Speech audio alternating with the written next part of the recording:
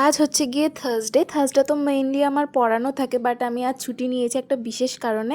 আর সেখানে যাব বলেই রেডি হচ্ছি। আজ আমি এই ব্ল্যাক আনারকলিটা পরেছিলাম আর ভীষণই সিম্পলভাবে রেডি হয়েছিলাম ওখানে যাওয়ার জন্য, কারণ সেদিন হালকা একটু গরম গরম লাগছিল। আসলে আমি একটু জুয়েলারি শপে যাব না, জুয়েলারি শপ ভেবে এটা ভেবো না যে আমি কোনো সোনার কিছু কিনতে যাচ্ছি।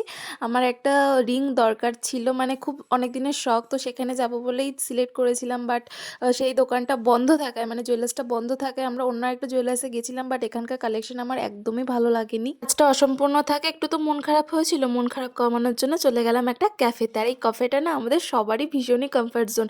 আমি তো ওখানে গিয়ে পা তুলে বসি লিটারেলি। ওকে তো এর আগের অনেক ব্লগেও তোমরা দেখেছো, she is also one of my comfort zone. ওখানে গিয়ে তো আমরা অনেক টেস্টি খাবার অর্ডার করি, মোমো, চিজ বল। আর চিজ বলটা খেতে জাস্ট দারুণ ছিল। মোমো আর চিজ বলটা শেষের পর তো আমরা আবার ক্রিস্পি চিকেন অর্ডার করেছিলাম, বাট আমার চিজ বলটা তো দারুণ লেগেছে, আমি আবারও গিয়ে ট্রাই করব। তারপরে ওখান থেকে খাওয়া দাওয়া শেষ করে আমরা চলে গিয়েছিলাম একটু মেলাতে। সেখানে কি সেরকম কিছু কিনে নিয়ে আমরা গিয়েছিলাম মেনলি এই রাইডটা চড়তে।